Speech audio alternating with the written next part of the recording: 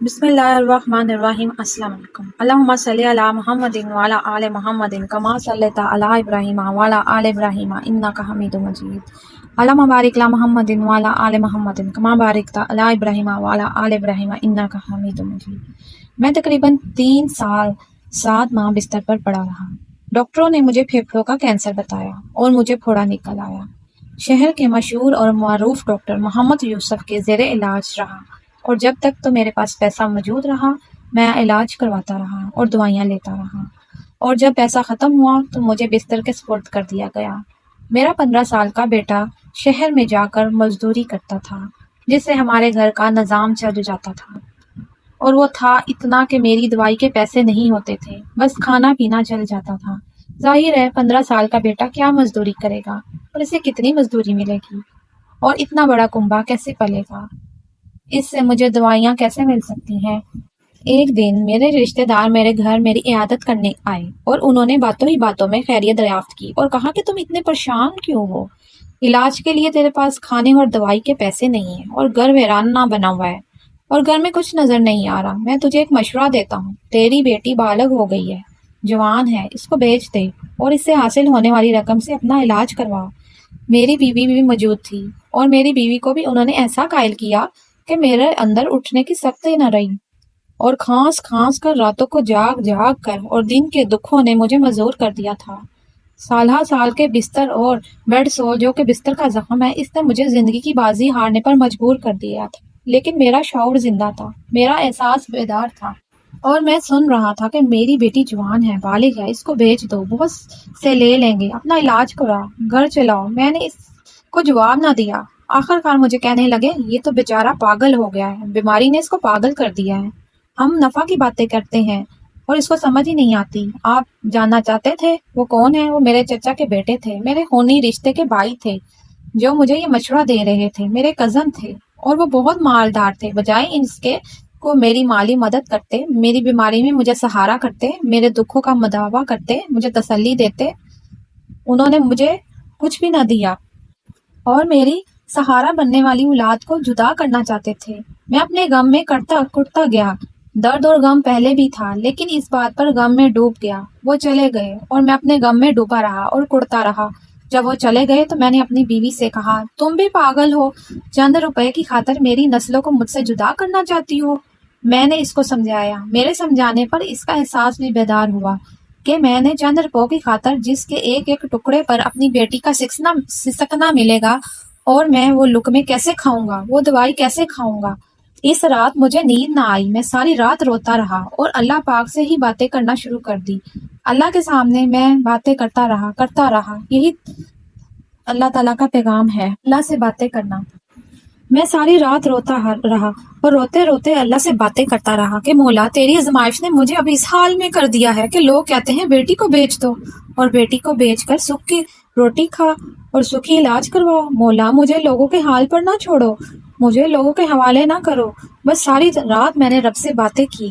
اب تو خود مجھے بھی یاد نہیں کہ روتے روتے میری آنکھ لگ گئی اور خواب میں دیکھا کہ ایک بہت بڑے بزرگ ہیں اور مجھے فرما رہے ہیں، سورۃ فاتحہ پڑھ، دن میں اور رات میں ہر لمحہ سورۃ فاتحہ پڑھ اور سینکڑوں مرتبہ پڑھ۔ بس مجھے لفظ سورۃ فاتحہ یاد رہا، اور اس درویش کی شکل، مقام، مرتبہ، جاہ و جلال وہ ساری یاد رہی، اور میری آنکھ کھل گئی اور مجھے سورۃ فاتحہ یاد رہی۔ میں دیوار سے ٹیک لگاتا ہوا لاٹھی کا سہارا لے کر قریبی ہی حافظ قرآن تھا، اس کے پاس پہنچا۔ عجیب بات تھی کہ ابھی لفظ سورۃ فاتحہ آیا ہے اور میں نے چلنا شروع کر دیا۔ دیوار کا سہارا، لاٹھی کا سہارا، گھسیٹتا میں کنارے پر پہنچ گیا تھا۔ قرآن کے حافظ کے پاس پہنچا کہ مجھے سورۃ فاتحہ سیکھنی ہے۔ آخر کار انہوں نے مجھے سورۃ فاتحہ سکھائی۔ میں سارا دن سورۃ فاتحہ سیکھتا رہا اور رات کو بھی سیکھتا رہا۔ پھر میں نے اس کو پڑھنا شروع کر دیا۔ مجبور تھا، دیوانہ تھا، میرے پاس کچھ نہیں تھا۔ دنیا نے مجھے اس طرح چھوڑ گئی تھی کہ خود دنیا نے کہہ دیا تھا کہ تیرے غم کا مداوع یہی ہے کہ اپنی جوان بچی کو بیچ دو۔ غیروں نے تو مجھے ویسے ہی چھوڑ دیا تھا، اور اپنوں نے تو یہ پیغام دیا تھا۔ رات کو مجھے کام تو تھا ہی نہیں، میں نے سورۃ فاتحہ پڑھنا شروع کر دی۔ جب اس طرح کا کوئی بے بس ہو، جب اس کا بے سہارا ہو، جب اس کا کوئی غم زدہ زار نہ ہو، تو سوچو اس کے منہ سے سورۃ فاتحہ کیسے نکلی ہوگی، اس کا درد کیسا ہوگا، اس کا غم کیسا ہوگا، اس کا رو رو کے پڑھ کر اور سوز کے ساتھ پڑھ کر اس کی صورت فاتحہ نے عرش کو ہلایا کیسے ہوگا؟ آپ یہ گمان کر سکتے ہیں؟ آپ یہ سوچ سکتے ہیں کیسے غم زدہ ہوگا؟ وہ دن رات صورت فاتحہ پڑھتا اور اپنی جاگتی آنکھوں سے دودھیا روشنیاں دیکھتا اور اس کو فرشتے ہوئے اترتے ہوئے دیکھتا، اس کا خاص رحمت کو متوجہ ہوتا دیکھتا، اور دور دور تک اسے دودھ ہی دودھ نظر آتا جب بھی وہ پڑھتا، اپنی خوشحالی اور کی دعائیں مانگتا۔ یا اللہ، سارے مجھے چھوڑ گئے، میرا کوئی ساتھی نہیں، میرا کوئی غمخوار نہیں، میں تجھے پکارتا ہوں، تیرے ناموں سے پکارتا ہوں۔ حتیٰ کہ ایک دفعہ مجھے پڑھتے پڑھتے نیند آ گئی۔ جب میری آنکھ کھلی تو اپنے جسم میں بیماری کے اثرات ختم پائے اور اپنی پشت پہ جو پھوڑا تھا وہ بھی ختم ہو گیا۔ میں نے اللہ کے حضور سجدہ شکر ادا کیا کہ میری بیماری ختم ہو گئی ہے۔ میں نے اپنے گھر کے صحن میں چل رہا تھا، میری بیوی میرے پاس آئی اور کہنے لگی، اللہ بخش، تیرے چہرے پہ کیا رونق آ گئی ہے، سالوں ہو گئے ہیں تیرے چہرے پر تو رونق ہی ختم ہو گئی تھی، تیرا چہرہ تو ویرانیوں جیسا بن گیا تھا۔ ہمارے گھر نے بیماری نے ڈیرا ڈال لیا تھا، دکھوں نے راج کر لیا تھا، غموں نے ہمیں ستا کر اتنا ستایا کہ ہمارے آنسو ختم ہو گئے تھے۔ تجھے کیا ہو گیا تھا؟ حتیٰ کہ لوگوں کو پتہ چلا کہ اللہ بخش ٹھیک ہو گیا تھا اور وہ سب اس کو دیکھنے کے لیے آئے۔ وہ سب حیران تھے کہ مریض اتنی جلدی کیسے ٹھیک ہوگا، یہ تو آج مرا کل مرا، بس انتظار ہو رہا تھا کہ ایسا انتظار ہو رہا تھا کہ گھر والوں نے تو قبر کی جگہ کا تعین بھی کر لیا تھا اور کفن کا انتظام بھی ہر وقت ایک سائڈ پہ رکھا ہوا تھا۔ یہ آج کا مسافر پردیسی ہے۔ دور دور سے لوگ مجھے دیکھنے آنے لگے۔ آخر کار میں نے صورت فاتحہ پڑھتے پڑھتے میں پھر سے زندہ ہو گیا اور پھر سے صحت مند ہو گیا، اور میں نے کہا، روزی کرنی چاہیے، مانگنا نہیں چاہیے، اس سے مانگ جس نے تجھے یہاں تک پہنچایا ہے۔ میں نے درے پر جا کر کام ڈھونڈنے لگا۔ آج دوسرا دن تھا۔ اچانک ایک ہیلی کاپٹر نیچے اترا۔ اس وقت میں تھا اور میرا بیٹا تھا کہ کوئی کام مل جائے، مزدوری مل جائے۔ ایک ہیلی کاپٹر اترا اور اس میں سے 10 آدمی اترے، اور پھر ایک اور ہیلی کاپٹر اترا، اس میں وردی والے اترے۔ اس وقت درے میں میرے اور میرے بیٹے کے سوا کوئی نہیں تھا۔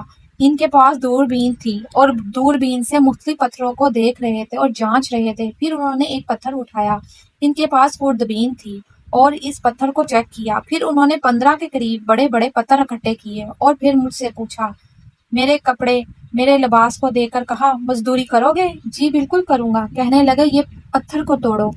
میری کمر میں، میرے جسم میں اور میرے ہاتھ میں اتنی طاقت آ گئی تھی کہ ہتھوڑوں سے ان پتھروں کو توڑ دیا، اور جب میں نے پھاڑا تو انہوں نے ایک پتھر کو چیک کیا اور کہا، یہ ہمارے کام کا ہے، اس کو بھی توڑو۔ اس کو بھی توڑا۔ 15 بڑے بڑے پتھروں کو میں نے توڑا اور توڑتا ہی گیا۔ میرا بیٹا بھی میرے ساتھ تھا۔ کتنی دیر لگی، میں توڑتا گیا، وہ چیک کرتے گئے۔ دراصل انہوں نے کروڑوں روپے میں وہ پہاڑ خریدے تھے اور اس میں کروڑوں اربوں کی قیمتی پتھر تھے۔ میں چونکہ کسی دور میں چکیاں بنایا کرتا تھا، چکیاں جو ہاتھ سے چلتی تھی، اور برتن بھی بناتا تھا، مجھے پتھر توڑنے کی مہارت تھی، اور ان کو ماہر چاہیے تھا کہ اس انداز میں توڑے کہ اندر والا پتھر بھی زخمی نہ ہو۔ جوان کو اندر کا پتھر مطلوب تھا، وہ میں نے مہارت سے توڑا۔ صورت فاتحہ نے کون کون سی منازل طے کروائیں اور اس کو اس جگہ بھیجا تھا جہاں اس ہیلی کاپٹر کا اترنا تھا، اور اس میں سے جو چیز برآمد ہوتی تھی وہ اپنے پاس رکھتے جاتے تھے، حتیٰ کہ انہوں نے پتھروں سے بہت زیادہ قیمتی چیزیں اکٹھی کر لیں۔